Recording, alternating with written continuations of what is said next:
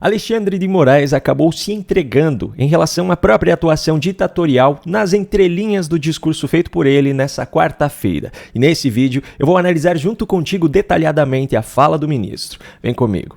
Nessa quarta-feira, 22 de maio, o ministro Alexandre de Moraes participou do Seminário Internacional Inteligência Artificial, Democracia e Eleições, promovido pelo TSE e pela FGV. O primeiro trecho que eu separei aqui foi logo do início da fala do ministro. Ele estava usando sua já tradicional narrativa sobre as redes sociais, mas cá entre nós, ele parecia estar descrevendo perfeitamente a história de um certo partido e de um certo sujeito que hoje está na presidência. O que começou lá atrás com um projeto de ganhos só econômicos, hoje é um projeto de poder, é um projeto de poder político, é um projeto de conquista ideológica, é um projeto de destruição de inimigos.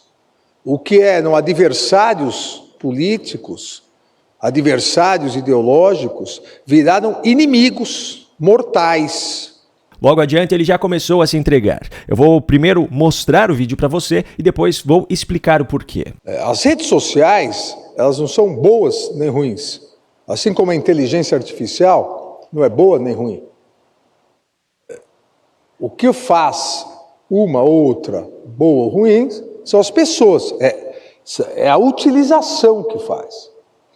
E grandes grupos começaram a estudar isso, e nós temos que admitir sempre, porque não se pode desqualificar os adversários, nós temos que admitir que agiram com grande competência. Moraes falou que não se pode desqualificar os adversários, e os adversários aos quais ele se refere são aqueles que fazem esse suposto uso das redes sociais para manipular pessoas. Grave essa informação. Agora eu vou para um próximo trecho, onde ele especifica quando isso supostamente foi praticado no Brasil, e isso já vai começar a clarear ainda mais as coisas. Se verificou a necessidade de atacar, anular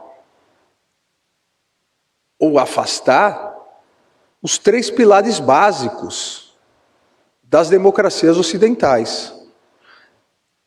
Isso ocorreu na Hungria, na Polônia, na Itália, na França, nos Estados Unidos, no Brasil. Para nós aqui no Brasil, é muito fácil entender isso, olhando para os últimos 5 anos. Veja, nós vivemos isso.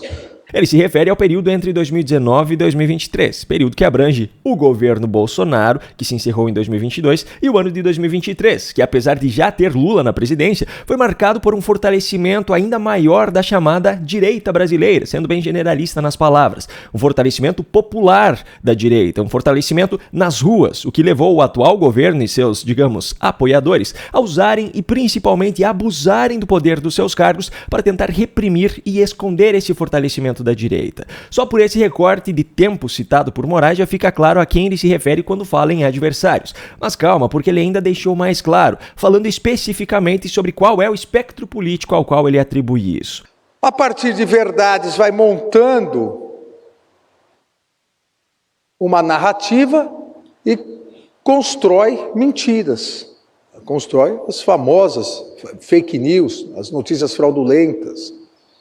Então, começa, tanto que, algo que retornou demais, o medo do comunismo.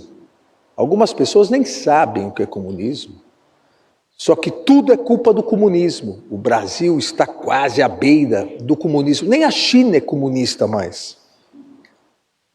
É o comunismo. Mas como começa isso? Começa a pessoa pesquisa, lê, percebe que a pessoa é uma pessoa de centro-direita ou direita, cada pessoa tem a ideologia que preferir, começa com informações de comunismo, começa a atacar o comunismo, começa a deturpar, e aí de repente fala, olha, e essa pessoa, esse partido político, essas autoridades do Brasil são comunistas. Então, de uma narrativa verdadeira, o que é o comunismo, explica, o Muro de Berlim, fracasso do comunismo, mas essas pessoas querem que retorne o comunismo. E aí você já cria o inimigo, e você coloca uma característica negativa nele, o comunista, que essa bolha detesta. Então faz a ligação imediata. Percebe como fica claro? Para ficar mais claro ainda, é só ligarmos os principais pontos de cada fala. Não se pode desqualificar os adversários olhando para os últimos 5 anos. De centro-direita ou direita. E essa ainda não é a pior parte que Alexandre de Moraes entregou nas entrelinhas do seu discurso. A pior parte ainda está por vir. Mas eu preciso dar uma atenção para isso aqui por 2 motivos. Primeiro, a Lei número 1079 de 1950 define os crimes de responsabilidade no Brasil e regula os respectivos processos de julgamento. No artigo 39 são descritos os crimes de responsabilidade dos ministros do Supremo Tribunal Federal. O terceiro deles é exercer atividade político-partidária. Quando Alexandre de Moraes deixa claro que ele considera como adversários aqueles que são avessos ao comunismo, aqueles que representam a população de centro-direita à extrema-direita, ele está deixando claro um posicionamento político. Obviamente, o ministro do STF, como qualquer ser humano, tem suas preferências pessoais, mas no exercício do cargo isso precisa ser deixado de lado, pois ele precisa ser imparcial nas suas decisões. O problema é que, no caso de Alexandre de Moraes, todas as supostas práticas que ele descreve em sua fala servem de embasamento para muitas das suas decisões, e isso faz com que a sua atuação como ministro esteja configurando uma atividade político-partidária.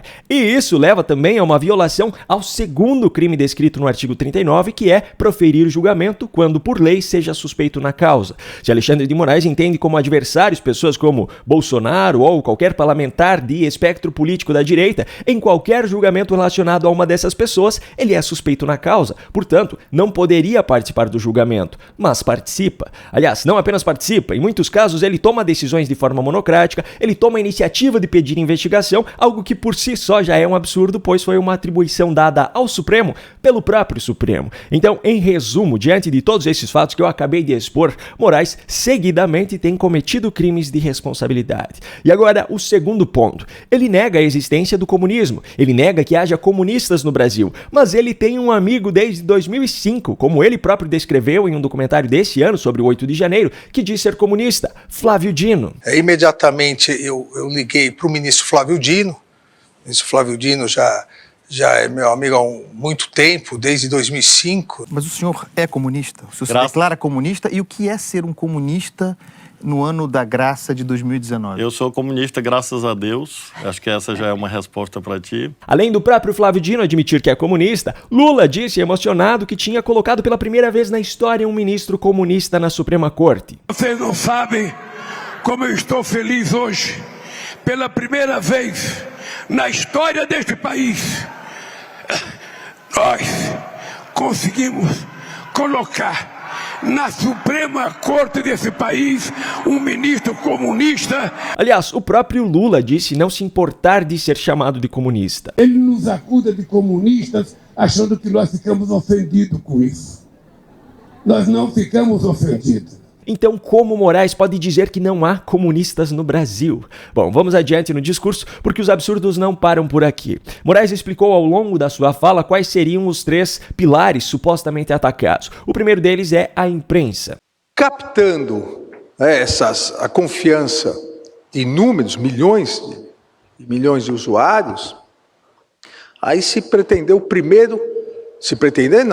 realizou o primeiro ataque a um dos pilares da democracia, que é a imprensa livre, a mídia, a liberdade de imprensa, a confiabilidade da imprensa. Não há democracia, pelo menos na forma que nós conhecemos as democracias ocidentais, não há democracia sem liberdade de imprensa, sem uma imprensa forte, sem uma imprensa consciente, sem uma imprensa responsável.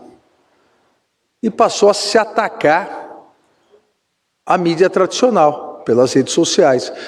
Tal emissora é vendida, tal jornal é comunista, tal não sei o quê. E começou a atacar a credibilidade da mídia. Muito irônico ver essa argumentação sendo usada por alguém que ajudou a censurar e recentemente a multar a Jovem Pan, por exemplo. Mas não multa e nem censura a Globo por suas mentiras. Isso sem falar naqueles veículos abertamente militantes de esquerda, como o Brasil 247, que costuma publicar matérias com tantas mentiras que eles mesmos apagam pouco tempo depois. Indo adiante, o segundo pilar é a eleição. Esse populismo extremista conseguiu isso, partiu para o ataque o segundo grande pilar das democracias ocidentais, que são as eleições livres, periódicas, com voto secreto, ou seja, a forma instrumental de garantir a democracia. Engraçado é que ele usa esse argumento, mas não fala nada sobre Flávio Dino, por exemplo, que é seu amigo desde 2005, como ele mesmo revelou, e que em meados de 2012 e 2013 falava abertamente sobre manipulações nos equipamentos usados para as votações. Nesse período eles já eram amigos, mas sobre ele, Moraes não fala nada. E agora, o terceiro pilar, o poder judiciário. Aí se ataca o terceiro pilar das democracias ocidentais, que é o poder judiciário ou órgão judiciário, dependendo dos países. É o judiciário, o ramo de governo é judiciário, a independência do judiciário. Independência essa, principalmente em relação a cortes constitucionais. Nesse caso não precisa nem comentar, não é mesmo? Ele está defendendo a si mesmo, diretamente. Agora, no próximo trecho que eu separei é que está a fala em que Moraes mais se entregou. Preste bem atenção.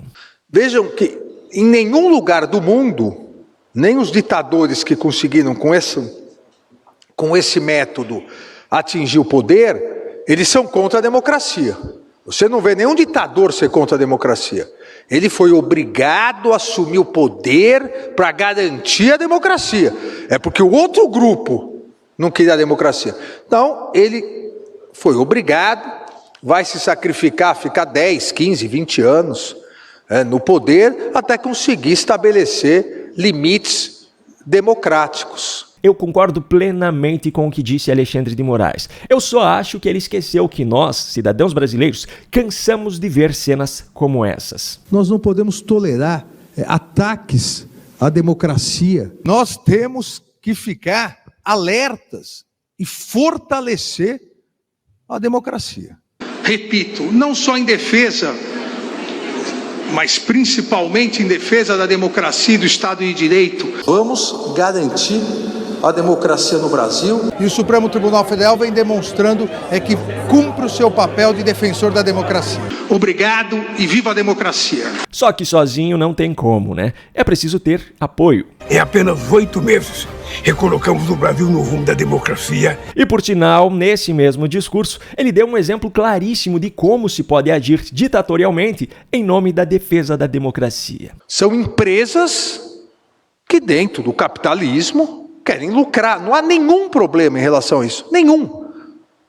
Mas tem que ser regulamentadas.